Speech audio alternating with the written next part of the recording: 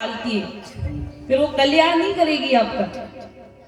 जैसे सांप का झूठा दूध उसको पीने से आप मर जाओगे, ठीक उसी प्रकार यदि अभक्त वक्ता के मुख से कथा सुनोगे तो फिर कथा भी उल्टा प्रभाव डालती है। इसलिए ध्यान रखना चाहिए, कथा वक्ता वैष्णव हो, भक्त हो, विरक्त होना चाहिए।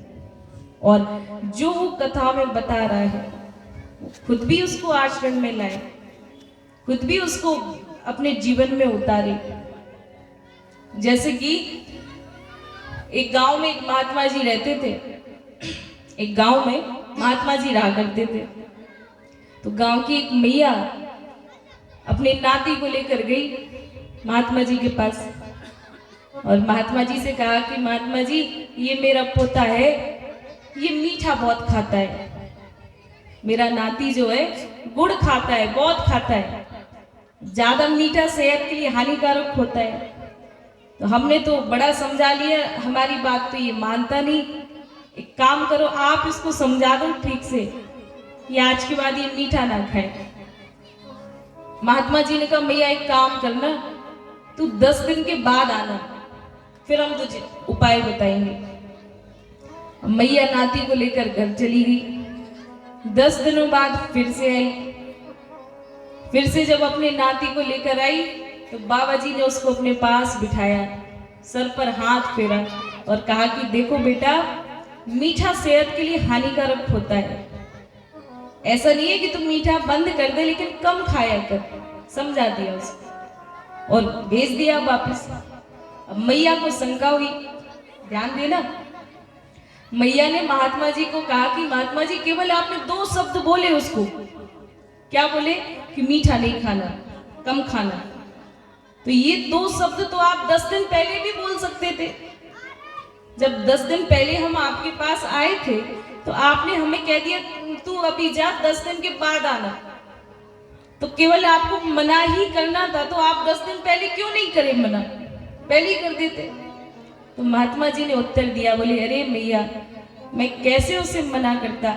10 दिन पहले मैं खुद भी गुड़ खाता था। 10 दिन पहले मैं खुद भी गुड़ खाता था, मैं भी मीठा खाता था। अब मैं खुद ही गुड़ खा रहा हूं, मैं दूसरे को कैसे मना करूं? मैं खुद स्वयं भी तो पा रहा हूं, खुद भी खा रहा हूं। इसलिए मैंने तुझे कहा कि तू 10 दिन बाद आना।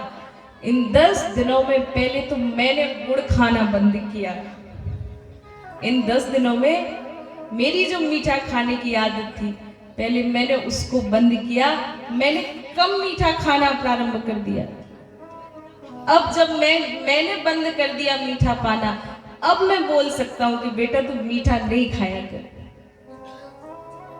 इस कथा से हमें शिक्षा मिलती है कि जो हम स्वयं आचरण कर रहे हैं, जो बात हम खुद अपने जीवन में लागू कर रहे हैं, वही हम किसी दूसरे को बता सकते हैं। यदि हम आपको कहें कि भैया प्याज लहसुन नहीं खाया करो, शुद्ध सात्विक भोजन किया करो, भगवान को भोग लगा के पाया करो, तो हम आपसे तो कह रहे हैं, लेकिन जब हम ही खुद ही प्याज लहसुन खाएं, हम ही बिना भोग लगाया पाएं, तो फिर हम यदि आपसे बोलेंगे तो आप कहेंगे कि अरे देवी जी तो खुद भी खाती है, देवी जी खुद भी भोग नहीं लगाती भगवान को। तो हम बोल तो देंगे, लेकिन आप मानोगे नहीं उस बात को। क्यों नहीं मानोगे? क्योंकि वो हम अपने आचरण में नहीं ला रहे हैं। लेकिन यदि हम बोल रहे हैं कि भैया प्याज लहसुन नहीं खाया करो, भोग लगा के पाया करो, कब बोल रहे हैं? जब ये हम खुद अपने जीवन में लागू करते हैं। हम आपसे बार बार क्यों कहते हैं माला किया करो, नाम जप किया करो? तब कहते हैं जब हम खुद स्वयं नाम जप करते हैं। प्रतिदिन 16 माला जप डेली करते हैं। एकादशी में 64 माला नाम जप करते हैं, रोज का नियम है। अब इस बात को हम खुद करते हैं, तब हम आपसे रोज बिल्कुल एकदम अड़ के बोल देते हैं, नहीं तुम्हें नाम लेना पड़ेगा, नाम लेना पड़ेगा। और यदि हम खुद नहीं करते होते तो फिर हम नहीं बोल पाते, और बोलते भी तो ऊपर ही ऊपर बोलते, एकदम ठोक ठोक बजा के नहीं बोलते। इसलिए कथा वक्ता को हमेशा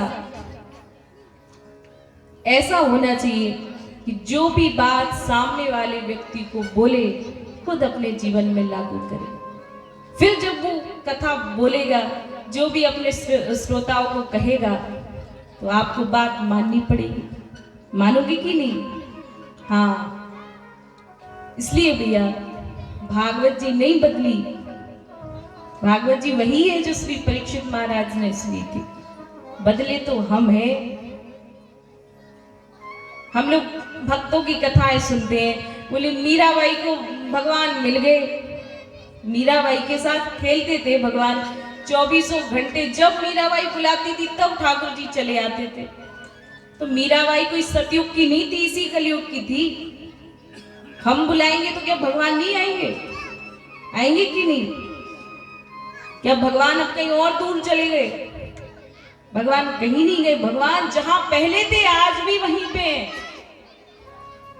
इसी कलयुग में ऐसे ऐसे भक्त हुए। मीराबाई हुई, करमेती बाई हुई, जनाबाई हुई, सखोबाई हुई, जिन्होंने ठाकुर जी को प्रकट किया, जिनके साथ ठाकुर जी स्वयं लीलाएं किया करते थे इसी कलयुग में। लेकिन हमें भगवान नहीं मिल रहे। क्यों? क्योंकि भगवान तो आज भी यही है, लेकिन मीराबाई जैसा भाव थोड़ी है हमारे भीतर। भाव है? नहीं है भाव की कमी है। इसी कलयुग में सूरदास जी हुए, बड़े बड़े भक्त हुए, लेकिन इन भक्तों जैसा भाव हमारे भीतर नहीं है।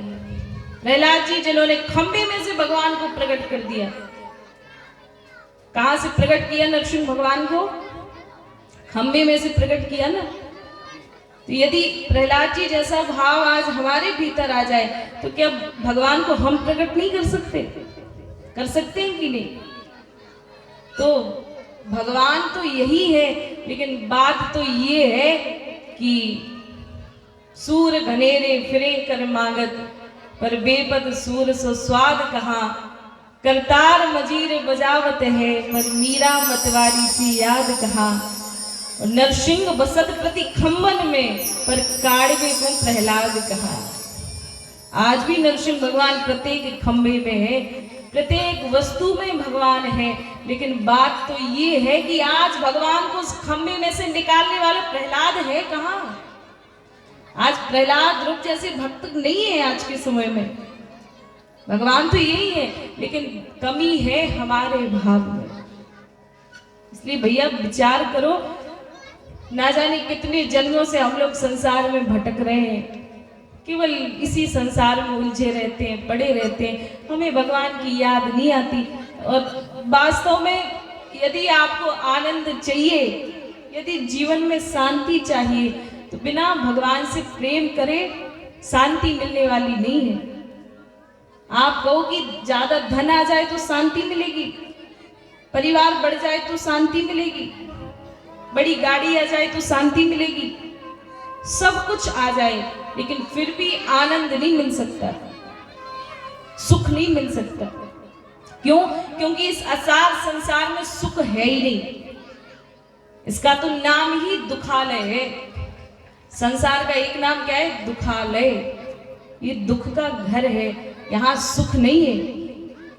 सुखी कौन है? संसार में कौन है सुखी? हमारे दादाजी को जानते हो? हमारे दादाजी एक बहुत बढ़िया एक दोहा कहा करते थे, दीन कहे धनवान सुखी, धनवान कहे सुख राजा को भारी, राजा कहे महाराजा सुखी, महाराजा कहे सुख इंद्र को भारी, इंद्र कहे सुख चतुरानन को, चतुरानन कहे सुख शिव जी को भारी। लेकिन भैया तुलसीदास विचार करी, हरि भजन बिना सब जीव दुखारी। कोई सुखी नहीं इस पूरे संसार में। गरीब आदमी सोचता है अरे मैं तो बहुत निर्धन हूं, मेरे पास कोई रुपया नहीं, पैसा नहीं, यदि थोड़ा सा पैसा मिल जाए, थोड़ा सा धन मिल जाए, सुखी हो जाऊंगा। चलो भैया पैसा आ गया, अब सुखी हो? पूछो किसी पैसे वाले से जाकर पूछना कि भैया तुम सुखी हो? बोलेगा नहीं भैया सुखी तो है, सब कुछ है घर में, लेकिन फिर भी पूर्ण सुखी नहीं है, कोई ना कोई चिंता रहेगी उसको। फिर और धन आ गया, अब तो सुखी हो? बोले नहीं नहीं, अभी तो केवल पैसा आया है, थोड़ा गांव के सरपंच और बन जाते, पद आ जाता। पैसा तो है लेकिन एक पद भी तो होना चाहिए, सरपंच बन जाते, सरपंच बन गए, अब तो सुखी हो? बोले नहीं नहीं नहीं, अब सरपंच तो छोटा मोटा पद होता है, विधायक बन जाते तो ज्यादा सुखी हो जाते। विधायक जी से जाके पूछो आप सुखी हो? बोले नहीं नहीं, हम कहाँ सुखी हैं। बोले सुखी कौन है? बोले सुखी तो मंत्री जी हैं। मंत्री जी से पूछना जाके आप सुखी हो? मंत्री जी भी कहेंगे नहीं नहीं, 2 मिनट का समय नहीं, यदि सोचेंगी थोड़ी देर, पूरी पूरी नींद ले ले, सो जाए आराम से, इतने काम है, यहाँ जाना वहां जाना, सुखी नहीं है। कौन सुखी? बोले सुखी तो प्रधानमंत्री होता है। प्रधानमंत्री जी से जाके पूछो आप सुखी हो? वो भी कहेंगे कि नहीं नहीं, हम भी सुखी नहीं है। तो कुल मिला के बात ये है कि चाहे कितना भी धन आ जाए, कितना भी बड़ा पद आ जाए, लेकिन इस संसार में ना तो मंत्री, ना प्रधानमंत्री, ना राष्ट्रपति, कोई सुखी नहीं। कोई ना कोई दुख सबके पास है, पूर्ण सुखी कोई नहीं। बोले सुखी कौन? तो तुलसीदास जी कह रहे हैं, तुलसीदास विचार करी, हरि भजन बिना सब जीव दुखारी। यदि सुखी व्यक्ति आपको देखना है, यदि सुखी व्यक्ति आपको देखना है तो वृंदावन जाओ, वृंदावन जाके देखो। वृंदावन में आज भी कई महात्मा ऐसे हैं, सबकी नहीं बोलेंगे, आज भी कई महात्मा ऐसे हैं जो वृंदावन में रह रहे, मस्त भजन कर रहे हैं, उनको कोई संसार से कोई लेना देना नहीं। ना उनको ये कि हमारा बड़ा आश्रम बन जाए, बड़ा मठ बन जाए, हमारा बड़ा नाम हो जाए, अखंड ब्रजवास, वृंदावन छोड़ के कहीं जाने ही नहीं। भूख लगी मधुकरी कराए, 2 ब्रजवासियों के घर से मांग ली रोटी, पाली। और देखो भिक्षा भी वो ऐसी नहीं मांगते कि एक ही दिन इतना मांग लो कि 10 दिन खाओ। फिर भिक्षा का भी एक नियम होता है, ब्राह्मण को केवल लेना ही लेना नहीं चाहिए। ध्यान से, अगर कोई ब्राह्मण बैठा हो तो क्षमा करना, लेकिन शास्त्र का नियम है कि ब्राह्मण को केवल लेना ही लेना नहीं चाहिए। ब्राह्मण का काम है शिक्षा देना, शिक्षा लेना, और दान लेना और दान देना। लेना लेना नहीं, देना भी। तो भिक्षा का अर्थ होता है कि जितना एक समय में आप पा सको उतना मांगो बस। हमारी गौड़िया परंपरा में, हमारी संप्रदाय में एक संत हुए हैं, रूप गोस्वामी जी, वृंदावन में रहा करते थे, मधुकरी मांगते थे, ब्रजवासियों के घर जाते थे मांगने के लिए, और 2 रोटी मांग कर लाते थे, बस 2 रोटी एक घर से, एक पा लेते थे, एक खा लेते थे, और एक रोटी जो बचती थी वही यमुना जी के किनारे, यमुना जी की रज में गड्ढा खोदा, रोटी गाड़ दी, एक रोटी खा ली, और एक रोटी जो बची तो यमुना जी की रज में ऐसे गड्ढा किया, रोटी रख दी और रज से उसको ढक दिया, भजन करने बैठ गए। और फिर जब भूख लगी तो ऐसा नहीं कि अब भूख लगी तो फिर से ताजी रोटी मांगने जाओ, नहीं, जब भूख लगी तो फिर वो गड्ढा अपना रज को अलग किया और गड्ढे में से रोटी निकाली, यमुना जल से धोई। उनको ना तो नमक चाहिए, ना सब्जी चाहिए, ना अचार चाहिए, ना मिर्ची चाहिए, कुछ नहीं चाहिए। फिर से जब भूख लगी रोटी निकाली, जमुना जी के जल में बढ़िया धोई और पाली। ऐसे भजन किया करते थे। एक दिन केवल एक वृक्ष के नीचे रहा करते थे। ध्यान से सुनना, ये कोई मन की बात नहीं बता रहे हैं आपको। इसी कलयुग में संत हुए रूप गोस्वामी जी, एक दिन एक वृक्ष के नीचे रहते थे, एक पेड़ के नीचे केवल एक दिन बस। जीवन पर्यंत कभी 2 दिन नहीं रुके एक पेड़ के नीचे। क्यों? क्योंकि यदि मैं एक दिन से दूसरा दिन एक पेड़ के नीचे रहा तो कहीं मेरे मन में ये भावना आ जाए कि ये पेड़ मेरा है।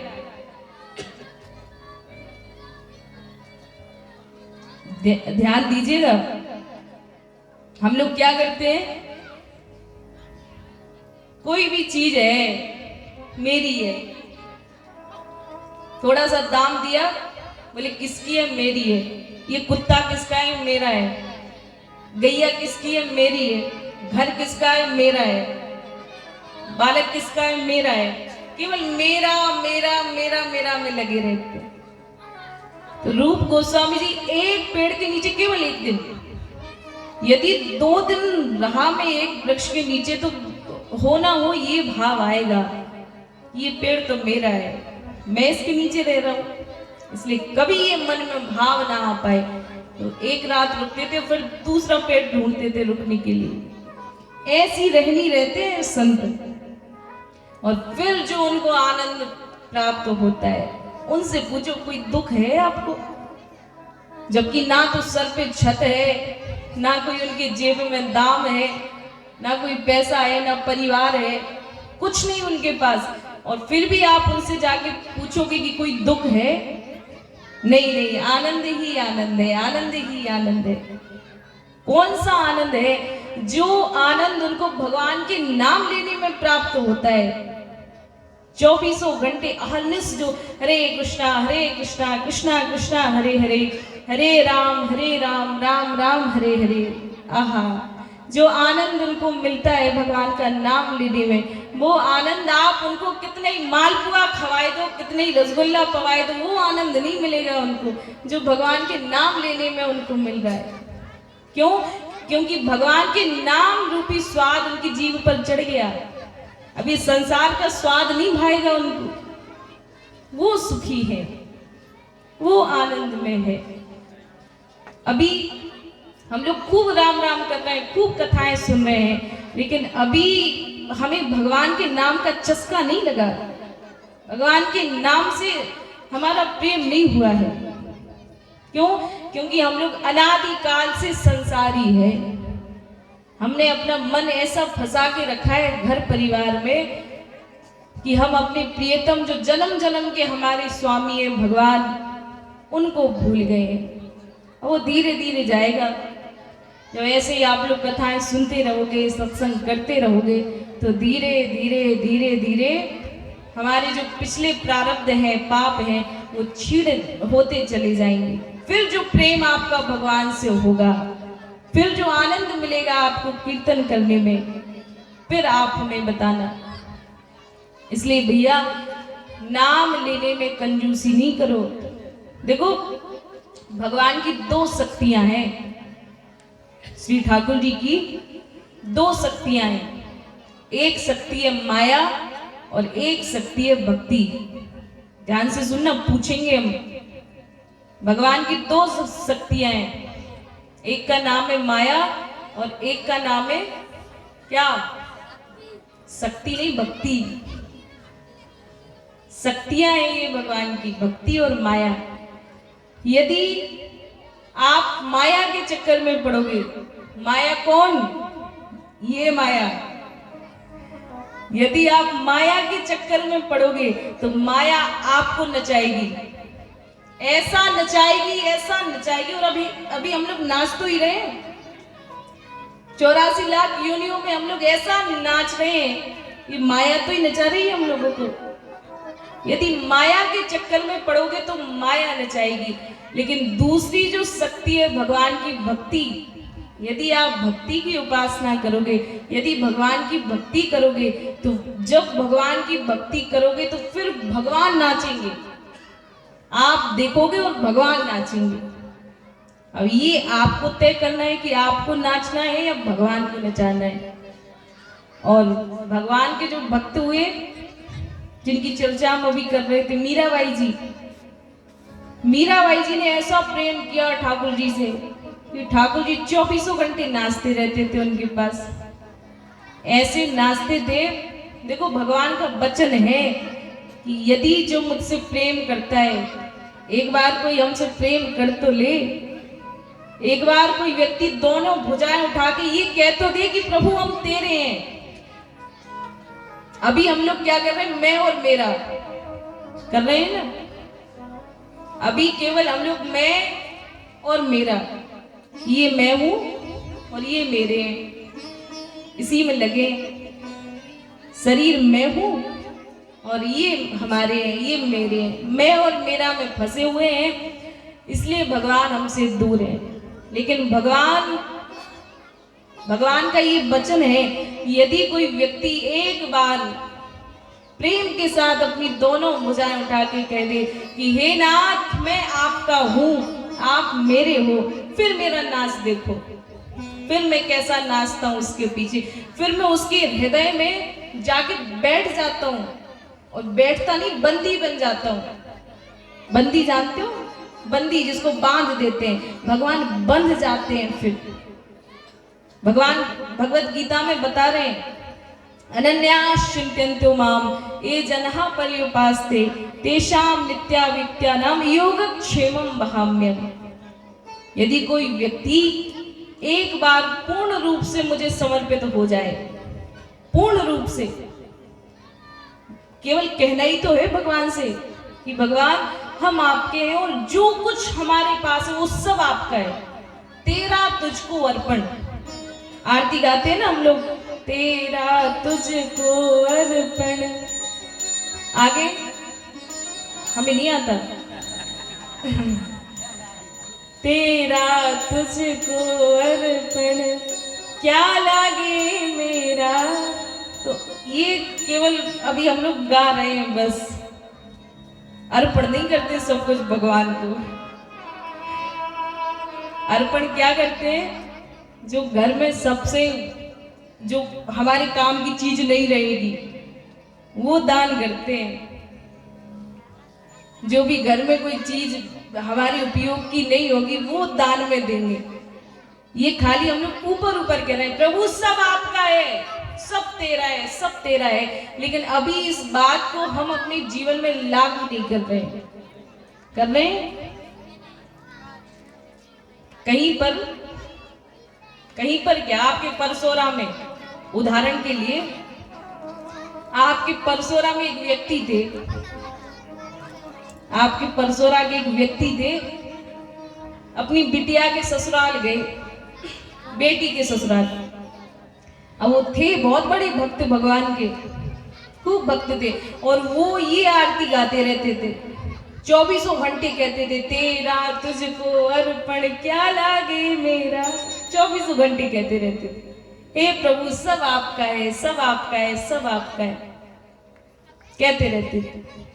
एक दिन की बात है, बिटिया के ससुराल गए, किसी काम से गए थे, लेट हो गए आने में, विलंब हो गया, तो उस कारण से उस दिन वो बिटिया के ससुराल में ही रुक गए, बेटी के घर में रुक गए। अब रात हुई, भोजन का समय हुआ, बिटिया ने बढ़िया भोजन बनाया, थाली में भोजन परोसा, पिताजी को बुलाया, पिताजी भोजन कर लो, भोजन तैयार है, भोजन परोस दिया। लेकिन जैसे ही पिताजी को बुलाया कि पिताजी भोजन कर लो, पिताजी ने कहा नहीं नहीं मैं भोजन नहीं करूंगा। बिटिया ने कहा क्यों नहीं करोगे? तो पिताजी ने कहा इसलिए नहीं करूंगा क्योंकि बेटी के घर का हम पानी भी नहीं पीते, मैं तेरे घर का कुछ नहीं खाऊंगा। तो बिटिया ने कहा पिताजी एक बात बताओ, यदि इस समय आप घर पे होते, अपने घर पे होते, तो क्या भोजन करते? पिताजी ने कहा बिल्कुल करता। क्यों करते? क्योंकि वहां का अन्न मेरा है। पिताजी ने कहा कि वहां का जो भोजन है वो मेरा है इसलिए मैं खाता, यहाँ का ये तेरा अन्न है इसलिए नहीं खा रहा। और बिटिया ने भी ज्यादा जोर नहीं दिया, कोई बात नहीं, बिस्तर लगा दिया, पिताजी आराम करने चले गए। रात को सोए, जैसे नींद लगी तो ठाकुर जी उनके स्वप्न में आए। जैसे रात को सोए तो ठाकुर जी स्वप्न में आए और स्वप्न में आके जोर जोर से रोने लगे, खूब रोए भगवान। अब भगवान इतने रोए तो सेठ जी ने पूछा जय जय आप क्यों रो रहे हो? हमसे कोई अपराध बन गया, हमसे कोई गलती बन गई, क्यों रो रहे हो आप? तो ठाकुर जी ने रोते हुए कहा कि मैं इसलिए रो रहा हूं क्योंकि तू झूठा है, मैं इसलिए रो रहा हूं क्योंकि तू झूठ बोलता है। सेठ जी ने कहा अरे जय जय, मैंने क्या झूठ बोला, कौन सा झूठ बोल दिया मैंने? तो ठाकुर जी ने कहा कि तूने ये झूठ बोला, तू वैसे तो 24 घंटे कहता रहता है कि हे भगवान जो कुछ भी है सब आपका है, सब आपका है, सब आपका है। फिर वहां घर पे तेरा, यहाँ तेरी बिटिया का, फिर मेरा कौन सा वाला हुआ? कहाँ है फिर मेरा? यहाँ का अन्न जो है तेरी बिटिया का है, वहां का तेरा है, फिर मेरा कहाँ है? बता मुझे। तब सेठ जी को ज्ञात हुआ कि ये तो हमसे अपराध बन रहा है। अभी तो केवल हम लोग ऊपर ऊपर कह रहे हैं कि भगवान सब आपका है, सब आपका है, सब आपका है, लेकिन इस बात को हम अपने जीवन में उतार नहीं रहे, मान नहीं रहे इस बात को। जब तक आप मानोगे नहीं तब तक आपका कल्याण होने वाला नहीं है, ध्यान रखना। और भक्त जो हुए, मीराबाई जिनकी बात हम आपको बता रहे थे, इन्होंने इस बात को अपने जीवन में लागू किया। भगवान केवल आप हमारे, मीराबाई कहती थी ना, मेरे तो गिरधर गोपाल दूसरो ना कोई, संसार में कोई हमारा नहीं, हम आपके और आप हमारे। इसके अलावा जितने भी लोग हैं, मीराबाई तो यहाँ तक कहती थी कि माता पिता भाई बंधु, ये पूरा परिवार ऐसे लगता है मानो जैसे कोई बीमारी हो शरीर में। माता पिता परिवार से लागे जैसे तन का कोड़ का है, मीराबाई ने कोड़ हो जाता है ना शरीर में, बोली परिवार तो ऐसा है जैसे शरीर में कोड़ हो गया हो, बीमारी है। केवल केवल भगवान हमारे। तब कहीं जाके मीराबाई के पीछे नाचते थे भगवान। और फिर मीराबाई कहती थी, क्या कहती थी, क्या कहती थी? लियो रे गोविंदा मोल मेले, लियो रे गोविंदा मोल मेले, लियो रे गोविंदा लियो रे गोविंदा मेले, लियो रे गोविंदा मेले, लियो रे गोविंदा मेले, लियो रे गोविंदा लियो रे गोविंदा। किसी ने पूछा कि आपने ठाकुर जी को मोल ले लिया, खरीद लिया, तो किस भाव में मिले ठाकुर जी, कितने के आए ठाकुर जी?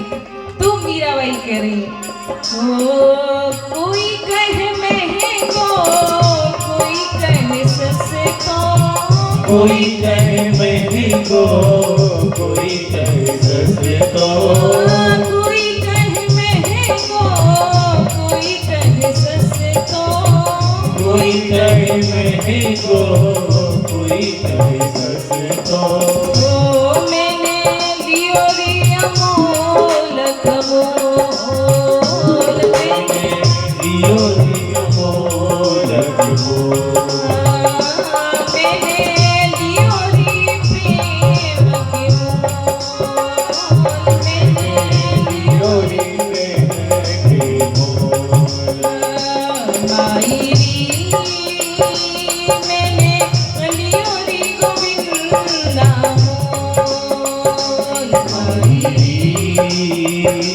मैंने लियो रे गोविंदा मोल, माई मैंने लियो रे गोविंदा मोल, माई मैंने लियो रे गोविंदा मोल। राधे राधा वल्लभ लाल की जय हो।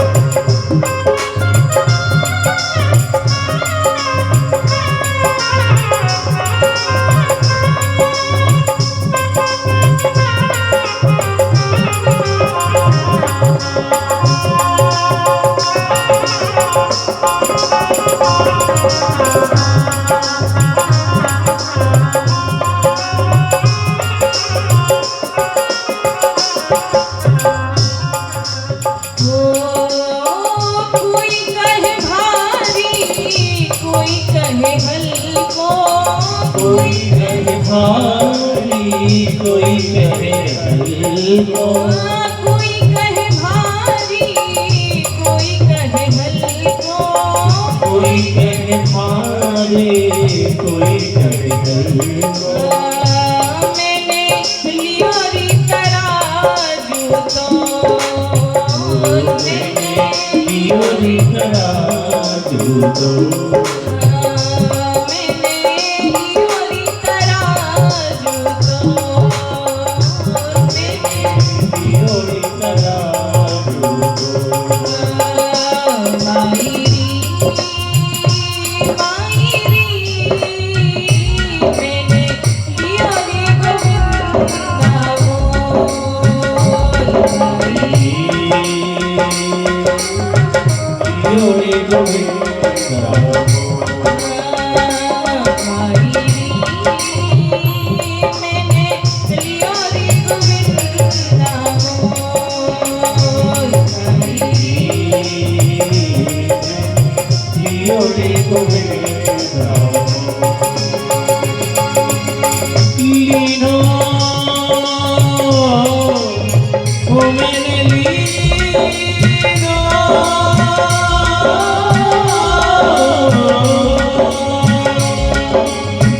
लीनोरी गोविंदा बोल, मैंने लीनोरी गोविंदा बोल, मैंने लीनोरी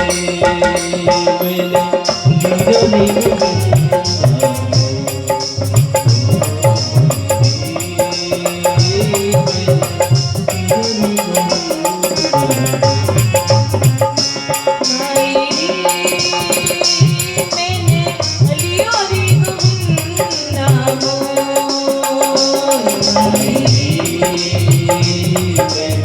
लियोरी गोविंदा मीरा के प्रभु गिरधराकर, मीरा के प्रभु गिरधरनागर, मीरा के प्रभु गिरधराकर, मीरा के प्रभु गिरधरनागर। मैंने लियोरी अमोलक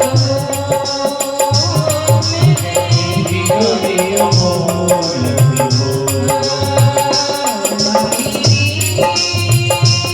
मैंने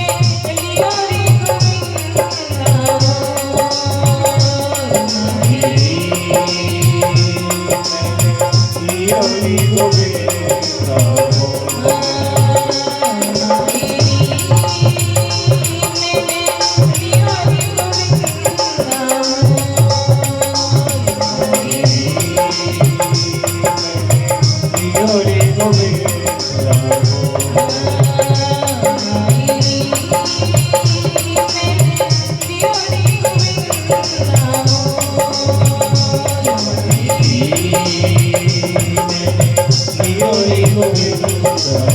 लियोरी गोविंदा लियोरी गोविंदा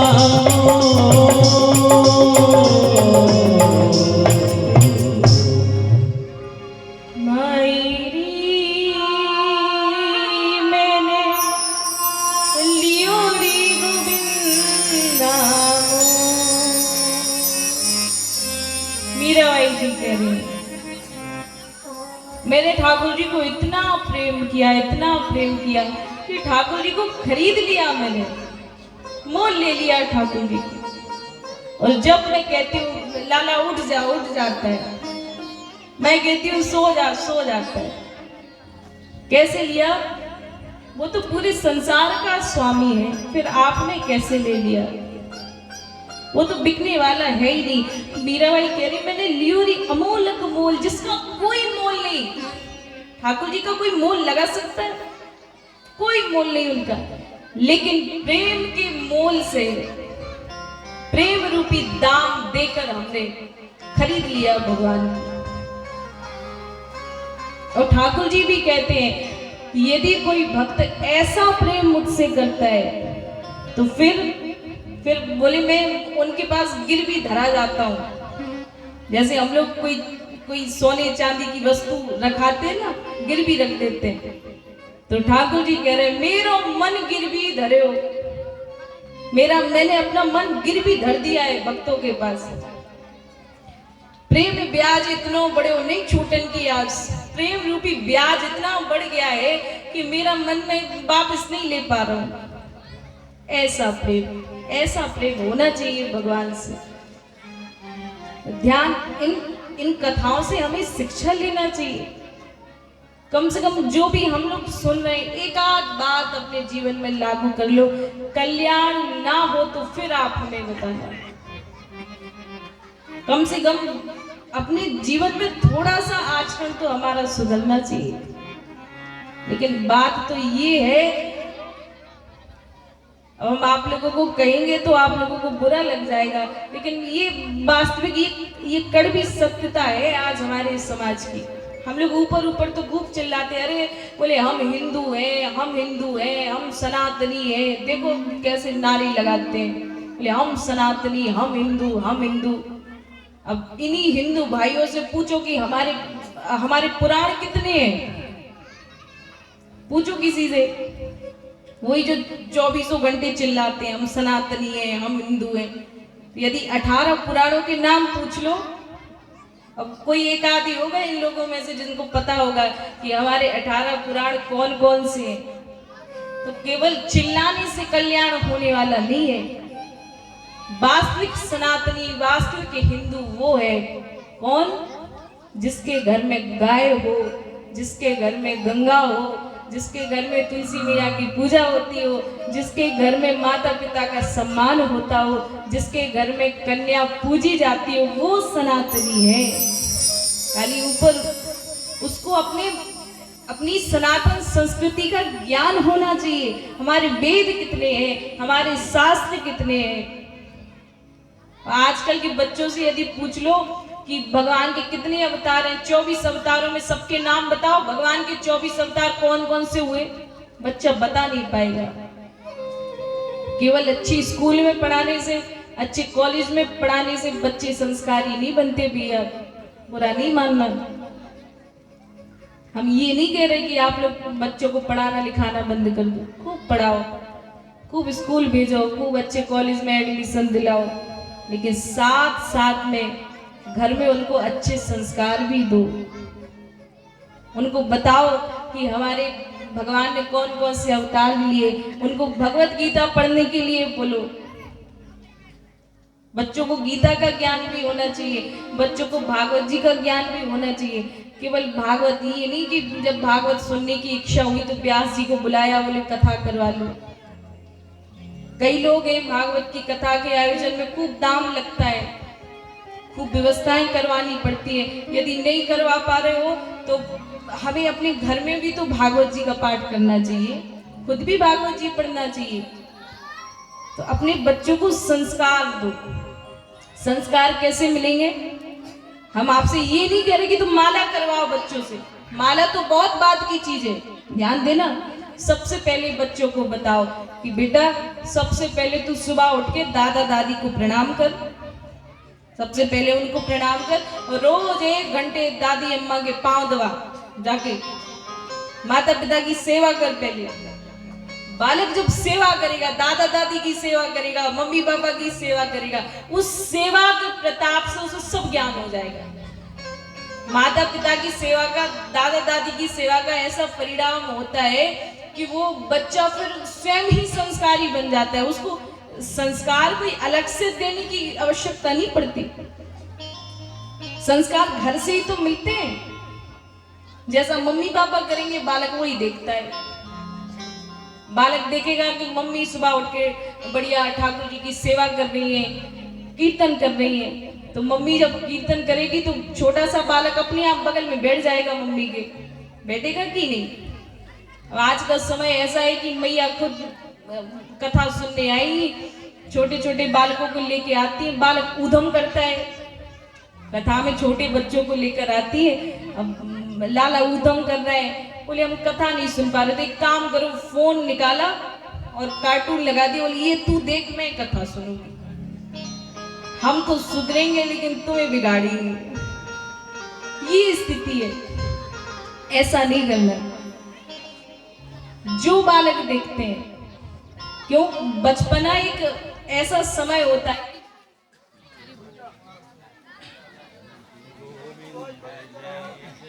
गोपाल जय